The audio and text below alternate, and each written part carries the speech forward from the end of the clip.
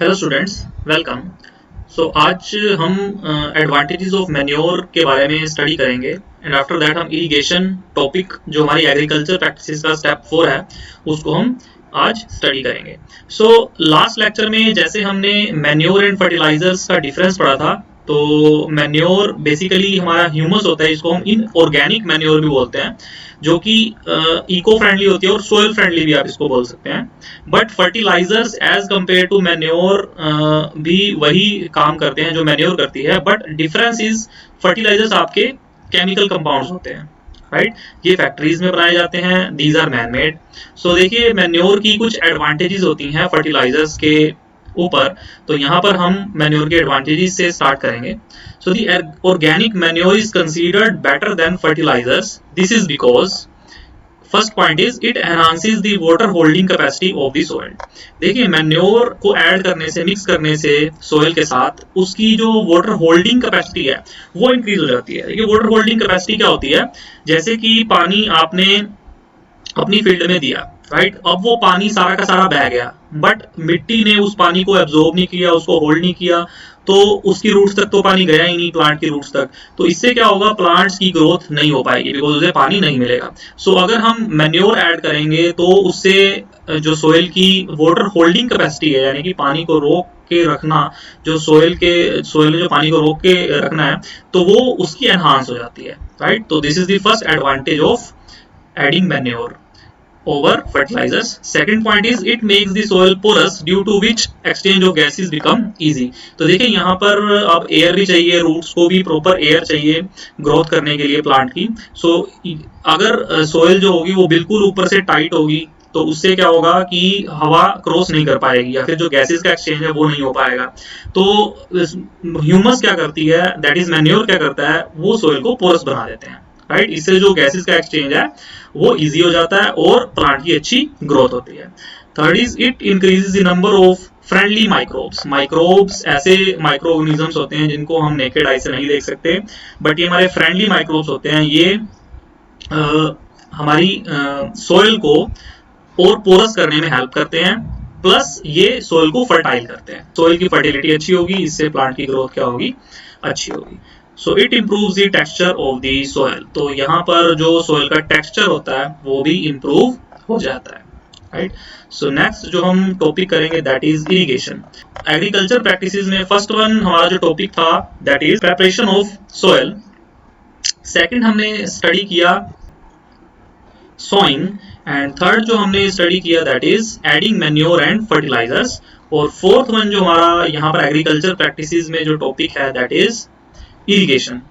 तो irrigation is a word, आप इससे लग रहा होगा इरिगेशन। यहाँ पर इरिगेशन का मीनिंग होता है सिंचाई करना इन हिंदी, और बेसिकली पानी देना। All living beings need water to live. Water is important for proper growth and development. Water is absorbed by the plant roots.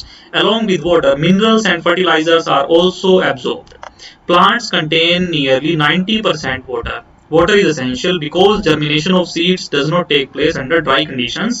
Nutrients dissolved in water are transported to each part of the plant. देखिए यहाँ पर plant जैसे कि human beings के लिए important है, वैसे ही जो वाटर है वो प्लांट्स के लिए भी उतना ही इंपॉर्टेंट है। तो प्लांट्स में भी 90% वाटर होता है, और जितने भी न्यूट्रिएंट्स होते हैं डिजोल्व फॉर्म में पानी के साथ वो प्लांट के हर एक पार्ट में ट्रांसपोर्ट हो जाते हैं। जितने भी मिनरल्स होते हैं, न्यूट्रिएंट्स होते हैं जो सोइल से प्लांट्स को मिलते हैं, तो वो वाटर से भी ट्रांसपोर्ट होते हैं। So water also protects the crop from both frost and hot air currents. तो hot air current जब ओवर हीटिंग हो जाती है स्पेशली इन समर सीजन्स, तो उस केस में वाटर काफी हेल्प करता है प्लांट्स की। To maintain the moisture of the soil for healthy crop growth, fields have to be watered regularly. तो fields को regularly watered करना भी soil की जो fertility है, वो moisture है, वो सही रहता है, और crop की जो growth है वो अच्छी रहती है।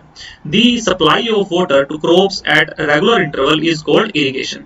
तो देखिए जो पानी की सप्लाई है crops को रेगुलर इंटरवल्स पे, इसी प्रोसेस को ही हम क्या बोलते हैं, irrigation.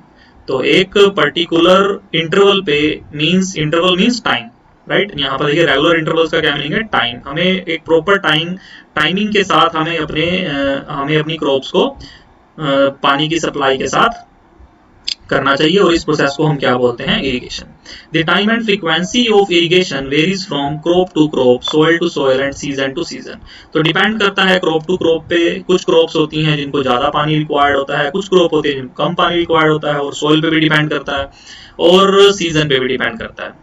Like in summer the frequency of watering is higher. देखिए समर सीजन होता है, काफी हॉट क्लाइमेटिक कंडीशंस होती हैं, उस केस में यहाँ पर जो पानी की फ्रीक्वेंसी है वो काफी हाई रहती है। Why is it so? Could it be due to the increase rate of evaporation of water from the soil and the leaves? तो ये रीजन हो सकता है, बिकॉज पानी इवेपोरेट हो जाता है सोइल में से और लीव्स में से, सो इस वजह से पानी की रिक्वायरमेंट ज्यादा रहती है। तो देखिए यहाँ पर बूजू ने एक कमेंट किया है, that is I am very careful this year about watering plants, last summer my plants dried up and died. तो बुजू कह रहा है कि इस साल मैं काफी केयरफुल हूं अपनी पानी देने के प्लांट्स को। तो वो प्लांट्स को मींस काफी केयरफुली पानी दे रहा है इस साल। सो लास्ट समर में उसके जो प्लांट्स थे वो ड्राइड अप मींस सूख गए थे और वो मर गए थे, राइट। उनको प्रॉपर पानी नहीं मिला, इरिगेशन नहीं हुई, तो जिस वजह से वो ड्राइड अप हो गए थे और मर गए थे। सो देखिए यहाँ पर सोर्सेज ऑफ इरिगेशन की हम बात करेंगे। सो कुछ सोर्सेज हैं हमारे इरिगेशन के, that is the sources of water for irrigation are wells, tube wells, ponds, lakes, rivers, dams and canals. So ये कुछ सोर्सेज हैं जो कि हमें पानी प्रोवाइड करते हैं। हम वेल से पानी लेते हैं, ट्यूबवेल से पानी लेते हैं, पॉन्ड्स बनाए जाते हैं, लेक्स बनाई जाती हैं, रिवर्स होती हैं, डैम्स होते हैं, कैनाल्स होते हैं। तो ये सब सोर्सेज हैं वाटर के, इरिगेशन के।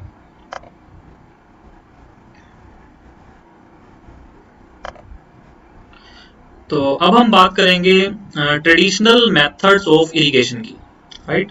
सो यहाँ पर देखिए पहले टाइम में जब इरिगेशन में साइंस में इतना बूम नहीं था, तो ट्रेडिशनली कैसे मेथड इरिगेशन के यूज होते थे, तो एक बार हम देखेंगे। देखिए जैसे कि आपको इस डायग्राम में दिख रहा है, दिस इज द मोट method.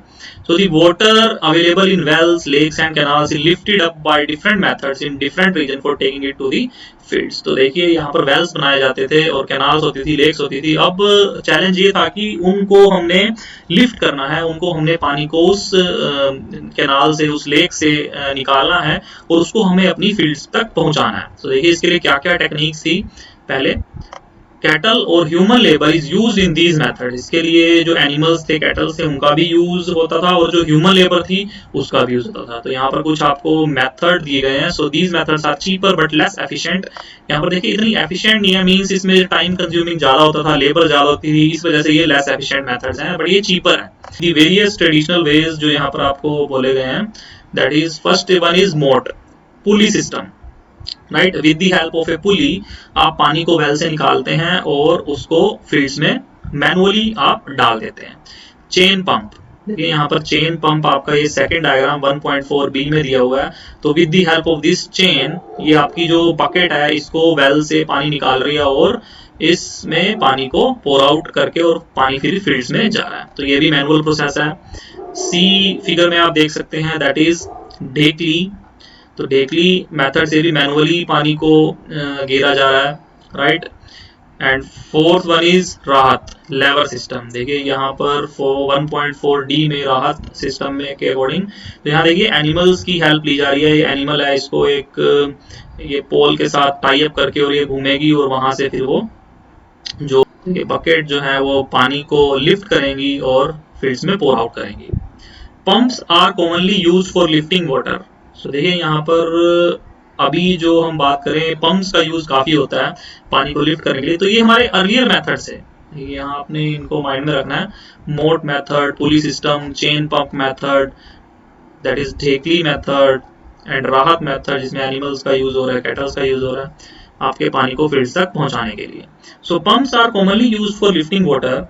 Diesel, biogas, electricity and solar energy is used to run these pumps. देखिए पंप्स का काम क्या होता है? पंप का काम होता है पानी को लिफ्ट करना, राइट। पानी को वेल में से निकालना, बोर में से बाहर निकालना, या कहीं भी पानी को लिफ्ट करके एक प्रॉपर प्लेस पे लेके जाना, वो काम कौन करता है? पंप करता है। तो पंप को जरूरत होती है डीजल की, बायोगैस की, इलेक्ट्रिसिटी की और सोलर एनर्जी का भी यहाँ पर वाइडली यूज है, राइट। सो देखिए अब हम बात करेंगे मॉडर्न मेथड्स की इरिगेशन के। तो वो हमारे ट्रेडिशनल मेथड से अभी हम यहाँ मॉडर्न मेथड्स में हम कैसे पानी इरिगेशन के लिए काम आ सकता है। देखिए, modern methods of irrigation help us to use water economically. The main methods used are as follows. तो फर्स्ट मेथड की हम बात करें, दैट इज स्प्रिंकलर सिस्टम। तो यहाँ पर देखिए पानी को स्प्रिंकल किया जाता है, right? This system is more useful on the uneven land where sufficient water is not available. तो ये उस लैंड में यूज किया जाता है जहां पर पानी आपका इतना अवेलेबल नहीं होता, बिकॉज पानी की काफी जरूरत होती है, बिकॉज आसपास कोई लेक्स नहीं है, कुछ नहीं है, तो जिसकी वजह से वहां पानी इतना सफिशिएंट नहीं होता, तो वहां पर स्प्रिंकलर सिस्टम यूज किया जाता है। तो इसमें क्या होता है, perpendicular pipes having rotating nozzles on top are joint to the main pipeline at regular intervals. देखिए जैसे कि आप डायग्राम में भी देख पा रहे हैं, ये आपकी मेन पाइप है, राइट, और यहाँ पर ये परपेंडिकुलर पाइप्स लगी हुई हैं, राइट, वन मेन पाइप से, और इसकी जो नोजल है ऊपर की वो रोटेटिंग नोजल है, रोटेट करती है, तो पानी क्या करता है, स्प्रिंकल करता है, right.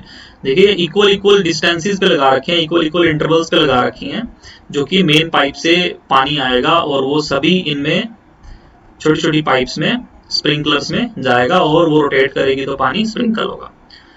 So when water is allowed to flow through the main pipe under pressure with the help of a pump, it escapes from the rotating nozzle, right? जब पंप के थ्रू पानी मेन पाइप में जाता है और वो rotating nozzles के through escape हो जाता है, it gets sprinkle on the crop as if it is raining. तो ये इस टाइप से स्प्रिंकल होता है जैसे कि रेनिंग हो रही है। Sprinkler is very useful for lawns, coffee plantation and several other crops. तो ये मेनली कॉफी प्लांटेशन के लिए, लॉन्स के लिए, सेवरल अदर क्रॉप्स के लिए भी स्प्रिंकल सिस्टम का हम यहाँ पर यूज करते हैं। देखिए बिल्कुल स्प्रिंकलर सिस्टम जैसे कि आपने गार्डन्स में भी देखा होगा, गार्डन्स में भी एक पाइप होती है और उसमें स्प्रिंकलर्स लगे होते हैं, तो वो पानी एज ए रेन की तरह स्प्रिंकल होता है गार्डन्स में, तो लॉन्स, गार्डन्स।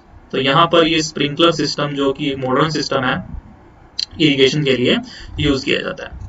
देखिए सेकंड सिस्टम जो यहाँ पर है, that is modern system drip system, right. In this system the water falls drop by drop directly near the roots. तो देखिए यहाँ पर पानी की जो ड्रॉप्स होती हैं, ड्रॉप ड्रॉप डायरेक्टली हम उनके लीव्स में देते हैं, डायरेक्टली हम उनकी कहाँ देते हैं, रूट्स में देते हैं, बिकॉज रूट्स ही ऐसा पार्ट होता है प्लांट का जहां से पानी जो है वो सारे पार्ट्स में चला जाता है, बिकॉज रूट्स पानी को खींचती हैं, पुल करती हैं। तो यहाँ पर डायरेक्टली जो पानी ड्रॉप बाय ड्रॉप्स रूट्स में दिया जाता है, so it is called a drip system. It is the best technique for watering fruit plants, gardens and trees. देखिए फ्रूट प्लांट्स के लिए यानी कि हॉर्टिकल्चर के लिए, गार्डन्स के लिए, ट्रीज के लिए काफी अच्छा मेथड है, जहां पर बिल्कुल रूट्स में पानी चाहिए। Water is not wasted at all. तो यहाँ पर जो पानी है वो ड्रॉप बाय ड्रॉप आएगा, तो इससे ज्यादा पानी यूज नहीं होगा, डायरेक्टली उनकी रूट्स में जाएगा। So it is a boon in regions where availability of water is poor। ये भी वहां यूज होता है जहां पर पानी की जो अवेलेबिलिटी है वो भी पुअर है। तो देखिए यहाँ पर ये एक मेन पाइप है, इसको एक पंप के साथ जोड़ा हुआ है, वेल में से पानी इस मेन पाइप में जा रहा है पंप के थ्रू, और पंप से फिर ये देखिए यहाँ पर जो भी इनको डायरेक्टली उनकी रूट्स के साथ लगाया गया है, राइट। इनको जो छोटे छोटे इक्वल इंटरवल्स पे जो प्लांट्स के रूट्स हैं डायरेक्टली वहां पर इनको सिस्टम के साथ लगाया गया, सो दैट यहाँ पर ड्रॉप बाय ड्रॉप प्लांट की जो रूट्स हैं उनको पानी मिलता है, right. So this is the drip system. Next is the protection from weeds. तो इस प्रैक्टिस को हम अपनी नेक्स्ट वीडियो में कवर करेंगे। अभी के लिए इतना ही। बाकी के जो हमारे रिमेनिंग टॉपिक्स हैं और जो एग्रीकल्चर प्रैक्टिसेस हमारी रह गई हैं, इनको हम अब नेक्स्ट वीडियो में कवर करेंगे। सो आज के लेक्चर के लिए इतना। That's it. Thanks for watching.